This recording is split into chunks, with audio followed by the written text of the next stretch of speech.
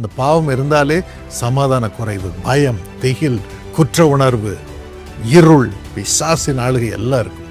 ஆகவேதான் இந்த வேதனையிலிருந்து விடுதலை பெற, இந்த சஞ்சலத்திலிருந்து விடுதலை பெற, இந்த கட்டுகளிலிருந்து விடுதலை பெற ஆண்டவர் உங்களுக்கு பரிபூர்ண சமாதானத்தை கொடுக்க விரும்புகிறார். எல்லா விதத்திலும் சமாதானம், சமாதானம், சமாதானம். எல்லா போராட்டத்திற்கும் சமாதானம், சமாதானம், சமாதானம் எனும் முடிவு. எல்லா தேவைகளுக்கும் சமாதானமான சம்பூர்ணத்தின் ஆசீர்வாதம், பரிபூர்ண சமாதானம் இயேசுவின் நாமத்தில் உங்கள் மீது என்று இறங்குவதாக, இறங்குவதாக, இறங்குவதாக. எல்லாம் இப்போ சமாதானமா இருக்கு, போராட்டமே இல்லை என்று நீங்கள் சொல்லும்படி ஆண்டவர் உங்களை இன்று ஆசீர்வதிக்கிறார். ஏசாயா 26:3. உம்மை உறுதியாய் பற்றி கொண்ட மனதை உடையவன் உம்மையே நம்பியிருக்கிறபடியினால் அவனை பூர்ண சமாதானத்தில் காத்துக்கொள்வீர், காத்துக்கொள்வீர். உம்மையே நம்பியிருக்கிறபடியினால் ஆண்டவரிடம், ஆண்டவரே என்னால் ஒன்றும் முடியல, நீர் செய்யும் என்று சொல்லும் பொழுது ஆண்டவர் அதை கேட்கிறாரா இல்லையான்னு கவலைப்படாதீங்க. கேட்கிறாரு. நீங்க சொல்லும்போது அதை கேட்பார். நீங்கள் அவரிடம் ஒப்பு கொடுக்கும் பொழுது அதை அவர் பொறுப்பெடுத்துக் கொள்கிறார். உடனே பதில் நீங்கள் பார்க்காமல் போனாலும், கொஞ்ச நேரம் போராட்டம் இன்னும் அதிகரிக்கும் சூழ்நிலை வந்தாலும், எல்லாம் அப்படியே நிலை நிற்பது போல இருந்தாலும், கர்த்தர் உங்களுக்காக பின்னணியத்தில் வேலை செய்து கொண்டிருக்கிறார், சமாதானத்தை உருவாக்கி கொண்டிருக்கிறார் என்று நீங்கள் நம்ப வேண்டும். அதான் உறுதியாய் பற்றி கொண்ட மனதை உடையவள், உம்மை உறுதியாய் பற்றி கொண்ட மனதை உடையவள். ஆண்டவரை உறுதியாய் பற்றி கொள்ளுங்க. சொல்லிட்டே இருங்க, ஆண்டவரே உடைய கையில் ஒப்பு கொடுத்து விட்டேன், இனி எல்லாத்தையும் எனக்கு சமாதானமாய் நிறைவேற்றுவீர், சமாதானமாய் செய்து தருவீர். என்னோடு என் சத்துருக்களும் சமாதான உடன்படிக்கை பண்ணிக்கொள்ளும்படி நீ செய்வீர். எல்லார் மத்தியிலும் சமாதானத்தோடு கனத்தோடு வாழும்படி செய்வீர் என்று நம்புகிறேன் சுவாமி, நம்புகிறேன். இதான் உறுதியாய் ஆண்டவரை பற்றி கொள்ளும் மனம். அந்த மனதை ஆண்டவர் இப்பொழுது உங்களுக்கு கொடுப்பாராக.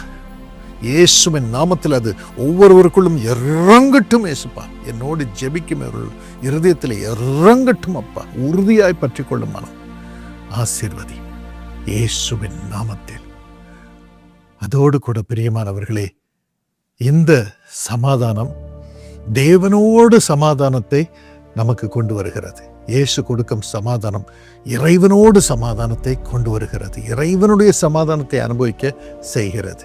யோபு 25:2 அவர் உன்னதங்களில் பரலோகத்தில் உட்கார்ந்து கொண்டு சர்வ வல்லவர் சமாதானத்தை உருவாக்கி கொண்டிருக்கிறார். இந்த சமாதானம் மேட் இன் ஹெவன், பரலோகத்தில் உருவாக்கப்பட்டிருக்கிறது. அந்த சமாதானத்தை சுமந்து கொண்டுதான் சமாதான பிரபுவாக இயேசு என்ற பெயரிலே சர்வ வல்லமுள்ள இறைவன் இறங்கி வந்தார். யோவான் 14:27 அவர் சொல்லுகிறார், என்னுடைய சமாதானத்தை உங்களுக்கு தருகிறேன், பரலோகத்தில் உருவாக்கப்பட்ட சமாதானத்தை உங்களுக்கு தருகிறேன். இந்த உலகம் கொடுக்கிற பிரகாரமாக அல்ல, இந்த உலகத்தில் அது உருவாக்கவே முடியாது. ஏன்னா மனுஷன் பாவத்தில் தான் பிறக்கிற ஒவ்வொரு குழந்தையும் பாவத்தின் விதையில் தான் பிறக்கிறது, மனுஷ விதையில் இருந்து தான் பிறக்கிறது. ஒரு மனிதனும் சுத்தமானவர்கள் அல்ல, ஒரு மனிதனும் பரிசுத்தமான அல்ல, ஒரு மனிதனும் தேவ சாயலுடையவர் அல்ல. ஆகவே ஒவ்வொருவருக்குள்ளும் பாவம் இருக்கிறது. மனுஷிக சரீரம் என்றால் பாவம் தான். அந்த பாவம் இருந்தாலே சமாதான குறைவு, பயம், திகில், குற்ற உணர்வு, இருள், பிசாசின் ஆளுகை எல்லாம் இருக்கும். ஆகவேதான் இதிலிருந்து விடுதலை பெற, இந்த வேதனையிலிருந்து விடுதலை பெற, இந்த சஞ்சலத்திலிருந்து விடுதலை பெற, இந்த கட்டுகளிலிருந்து விடுதலை பெற எல்லாம் வல்ல இறைவனே சமாதானத்தை சுமந்து கொண்டு சமாதான பிரபுவாக இயேசு என்ற பெயரிலே நமக்காக வந்திருக்கிறார். கொலோசியர் 1:20 நமக்காக தம்மையே பலியாக சிலுவையில் ஒப்பு கொடுத்தார். அவருடைய ரத்தம் சிந்தப்பட்டது, பரிசுத்த ரத்தம்.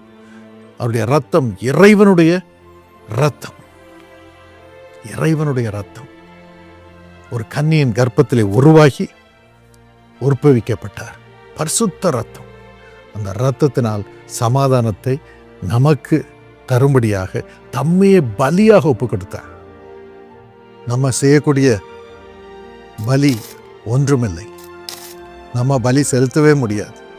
ஆகவே கடவுளே தன்னை பலியாக ஒப்பு கொடுத்து தமது இரத்தத்தை பலியாக சிந்தி நமக்கு அந்த இரத்தத்தின் மூலம் சமாதானத்தை கொடுக்கிறார். அதற்காக நாம் ஆண்டவரை ஸ்தோத்திரிப்போம். அவருடைய இரத்தத்தின் வல்லமைக்காக நாம் நம்பி ஆண்டவரே மது இரத்தத்தினால் என்னை கழுவும் என்று சொல்லுவோம். நம்மை இறைவனுடைய பிள்ளையாக மாற்றி அந்த இறை சமாதானத்தை அனுபவிக்க அவர் அருள் புரிவார்.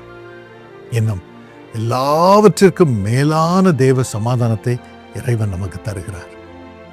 பிலிப்பியர் 4:6-7. ஏனென்றால் இறைவனிடமிருந்து வரும் சமாதானம் எல்லாரையும் விட உயர, எல்லா பிரச்சனைகளையும் விட உயர, எல்லா சோதனைகளையும் விட்டு உயர ஆண்டவர் இந்த சமாதானத்தினால் நம்மை நிரப்புகிறார். இந்த சமாதானம் வந்துவிட்டால் எல்லாவற்றிலும் ஜெயம் கொள்கிறோம். இறை சமாதானம் அதை செய்கிறது. அந்த சமாதானத்தினால் ஆண்டவர் இப்பொழுது உங்களை நிரப்புவாராக, இன்று நிரப்புவாராக. உபத்திரவங்கள் உண்டு, ஆனாலும் திடன் கொள்ளுங்கள், நான் உலகத்தை ஜெயித்தேன், என்னிடத்தில் உங்களுக்கு சமாதானம் உண்டு என்று யோவான் 16:33 அவர் சொல்லுகிறார். அப்பா, இந்த சமாதானத்தினால் உமது மகனை மகளை நிரப்பும். இந்த நாள் முழுவதிலும் சமாதானம் இருக்கட்டும். வரும் காரியங்கள் எல்லாம் சமாதானம் நிறைந்ததாக இருக்கட்டும். உம்மை நம்பி உம்முடைய கரங்களில் ஒப்புக் கொடுத்து உமது இரத்தத்தினால் கழுவப்பட்டு இயேசுவின் பிள்ளையாக, தெய்வத்தின் பிள்ளையாக இருக்கும்படி இவர்களுக்கு அருள் புரியும். உம்மீது நம்பிக்கை வைத்து இந்த சமாதானத்தின் காரியங்களை, ஆசீர்வாதங்களை, உயர்வை அவர்கள் அனுபவிக்கும்படி செய்யும். உமது ஆசீர்வாதம் இறங்கட்டும். இயேசுவின் நாமத்தில் எல்லாம் சமாதானமாயிருக்கட்டும். ஆமென்.